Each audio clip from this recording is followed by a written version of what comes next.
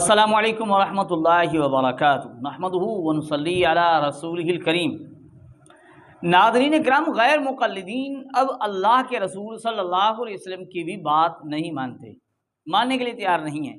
اب دیکھیں، ایک تو ان کا یہ کہنا آپ نے بہت ہی سنا ہوگا، کیونکہ وہ ہر جگہ جا بجا کہتے رہتے ہیں کہ بھئی ہم کسی امام کی بات نہیں مانتے، ہمارے امام محمد الرسول اللہ صلی اللہ علیہ وسلم ہیں۔ یہی کہتے ہیں نا کہ بھئی ہمارے نزدیک اللہ کے رسول کی بات اہمیت رکھتی ہے، کیونکہ آپ کے ائمہ سے خطا ہو سکتی ہے، غلطی ہو سکتی ہے، اگر کوئی معصوم ہے تو اللہ کے رسول کی ذات ہے، تو ہم تو ان کی بات، لیکن اب غیر مقلدین اللہ کے رسول کی بھی بات نہیں مانتے۔ آج میں آپ کو آپ دیکھ لیں، بالکل آپ بات سامنے آ جائے گی۔ غیر مقلدین کا طریقہ کار بہت عجیب ہوتا ہے، بہت عجیب ہوتا ہے۔ ایک خاتون جو سوال پوچھ رہی ہے اس غیر مقلد عاقل سے، وہ سوال اس انداز سے پوچھ رہی ہے کہ بھئی جو بندہ نماز پڑھ رہا ہوتا ہے تو کیا اللہ ان کے سامنے ہے؟ تو اس سے وہ کہتی ہے کیا اس سے اللہ کی ذات مراد ہے، یا اللہ جو ہے نا اپنی قدرت اور علم کے ساتھ جو ہے نا وہ سامنے ہوتے ہیں؟ تو عاقل صاحب کہتے ہیں کہ بھئی آپ کی جو ہے نا دوسری جو سوچ ہے نا، یا دوسرا موقف ہے، وہ درست ہے۔ برکاتہ یہ سوال ہے، اس کا جواب ہے کہ خدا تعالیٰ ہر جگہ سامنے موجود ہوتا ہے، تو کیا خدا تعالیٰ اپنی ذات سمیت سامنے موجود ہوتا ہے، یا یہ والا کنسیپٹ ٹھیک ہے کہ خدا تعالیٰ اپنی ذات سمیت ساتویں آسمان یعنی عرش پہ ہے، اور اگر ہم نماز پڑھتے ہیں تو خدا تعالیٰ اپنی کامل قدرت اور علم کے ذریعے ہمیں دیکھ رہا ہوتا ہے، یا یہ کہنا مناسب ہے کہ اللہ تعالیٰ اپنی ذات سمیت ہمارے سامنے آ جاتا ہے؟ نہیں، ذات سمیت ہمارے سامنے نہیں ہے۔ آپ کا جو دوسرا موقف ہے وہ بڑے درست ہے کہ بھئی اللہ علم کے اعتبار سے، قدرت کے اعتبار سے جو ہے نا سامنے۔ اب یہی باتیں جو عاقل صاحب اس خاتون کو بتا رہے ہیں، ہمارے علماء بعض مقامات پر کہتے ہیں کہ آپ کے علماء نے تعویل کی ہے۔ بھئی آپ تعویل کے قائل ہو، یہاں خود تعویل کر لیتے ہیں، خود تعویل کے قائل ہو جاتے ہیں۔ اچھا، اس پر ایک بات یہ کہ یہ کہتے ہیں ابو جہل کا عقیدہ ہے۔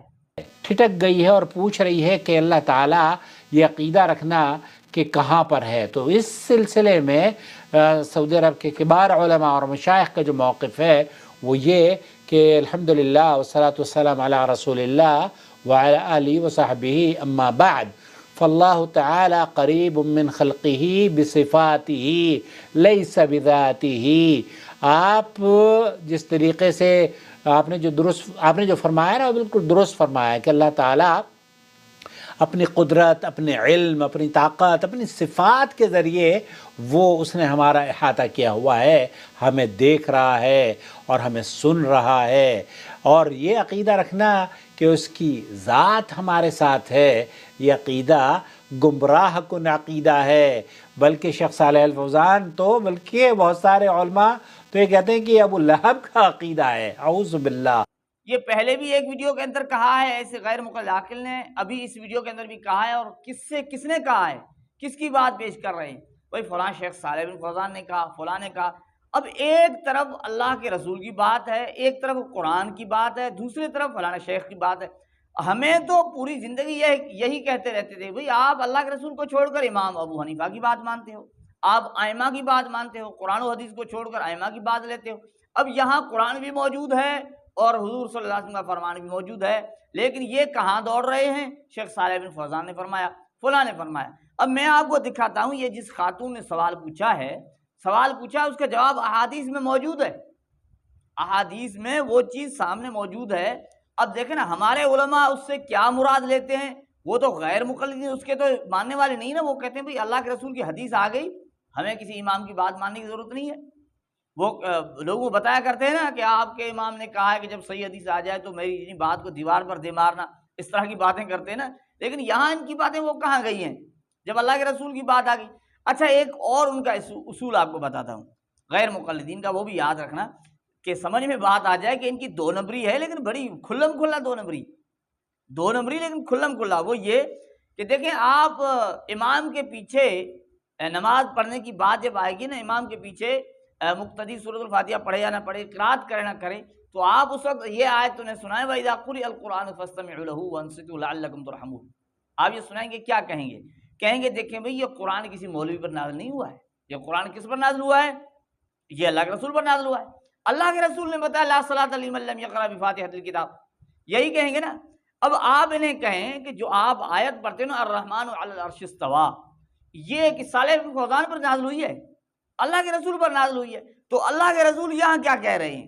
اب یہ دیکھیں اللہ کے رسول کا فرمان موجود ہے، یہ حدیث بخاری شریف میں موجود ہے، سنن نسائی میں موجود ہے، اور کتب احادیث میں یہ حدیث موجود ہے کہ اللہ کے رسول فرماتے ہیں جب تم میں سے کوئی نماز پڑھے تو سامنے نہ تھوکے، کیوں؟ کیونکہ جب وہ نماز پڑھ رہا ہے تو اللہ عز و جل اس کے چہرے کے سامنے ہوتا ہے۔ اب اللہ کے رسول کہتے ہیں اس کے چہرے کے سامنے اللہ ہوتا ہے، اب یہ فرمانے والا کون ہے؟ کوئی امام ابو حنیفہ نہیں فرما رہے، امام شافعی، امام مالک اور امام احمد بن حنبل نہیں فرما رہے، اللہ کے رسول فرما رہے ہیں۔ اب اس عورت کو اس وقت یہ نہیں بتا رہا کہ یہ اللہ کے رسول نے فرمایا ہے کہ آپ جب نماز پڑھتے ہو تو اللہ تعالیٰ سامنے ہوتے ہیں، اللہ عز و جل سامنے ہوتے ہیں، یہ کون فرما رہے ہیں؟ اللہ کے رسول فرما رہے ہیں۔ اب یہاں یہ کہتا ہے کہ اللہ کو ہر جگہ ماننا، یہ ابو جہل کا عقیدہ ہے۔ بھائی قرآن کس پر نازل ہوا ہے؟ اللہ کے رسول پر نا، یہی تو آپ کا اصول تھا، لوگوں کو کہا کرتے تھے۔ آپ کو جب کوئی آیت سناتے تو کہتے بھائی احادیث، آیت کا مطلب احادیث سے لیا جائے گا، تو حدیث تو سامنے آ گئی نا، اللہ کے رسول تو فرما رہے ہیں۔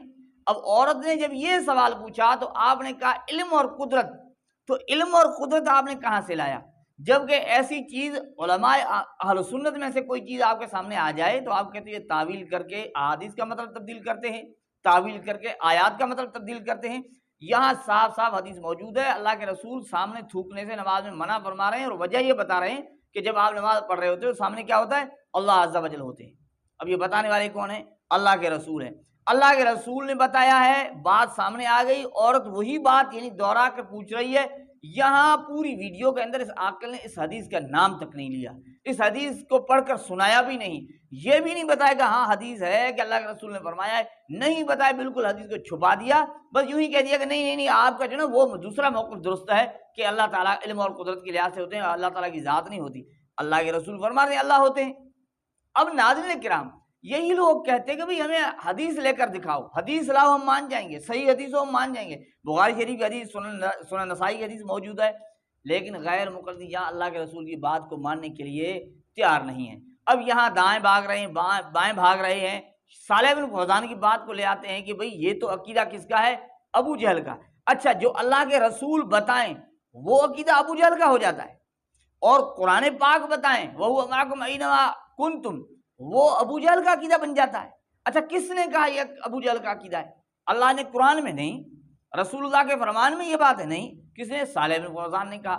ارے بھائی آپ تو دن رات یہ کہا کرتے تھے کہ اللہ کے رسول کی بات چھوڑ کر تم امام ابو حنیفہ کی کیوں بات مانتے ہو؟ آپ صالح بن فوزان کی بات لے کر جو نہ قرآن میں ہے نہ حدیث میں، اور حدیث میں جو چیز واضح ہے اسے آپ لینے کے لیے تیار نہیں۔ تو اللہ کے رسول کی بات جب واضح ہے، حدیث کے اندر موجود ہے، لیکن ناظرین کرام آپ دیکھ رہے ہیں احادیث میں یہ چیز موجود ہے، یہ ماننے کے لیے بھی تیار نہیں، بتانے کے لیے بھی تیار نہیں۔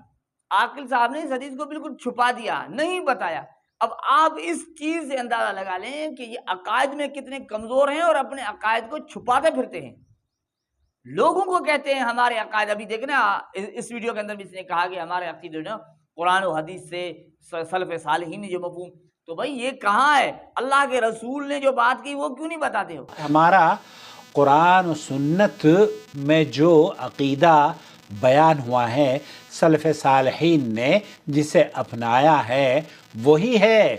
اپنا خیال رکھیں، یہ عقیدہ درست نہیں ہے کہ اللہ تعالیٰ ہر جگہ موجود ہے، یہ عقیدہ بھی درست نہیں ہے کہ اللہ تعالیٰ نماز میں، چاہے ہم گھر میں پڑھ رہے ہوں یا ہم مسجد میں پڑھ رہے ہوں، وہ بذاتی ہی ہمارے ساتھ ہے، نہیں، وہ بذاتی ہی نہیں ہے بلکہ بصفات ہی۔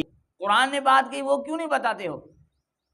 اللہ کے رسول نے صحابہ کو کیا سمجھایا ہے کہ تم کسی غائب کو نہیں پکار رہے ہو، تو وہ کیوں نہیں بتا رہے ہو؟ لیکن یہاں یہ ہے کہ جب اپنی باری آئی، ان کا عقیدہ اور طرح کا ہے، تو پھر قرآن بھی پیچھے رہ گیا، حدیث بھی پیچھے رہ گئی، اپنا ایک مفہوم نکالے، نہیں اس کا مطلب یہ ہے۔ تو ناظرین کرام، بات آپ امید ہے کہ آپ کو سمجھ میں آ چکی ہوگی۔ اللہ جل جلالہ ہمیں ان غیر مقلدین کی حقیقت کو سمجھنے کی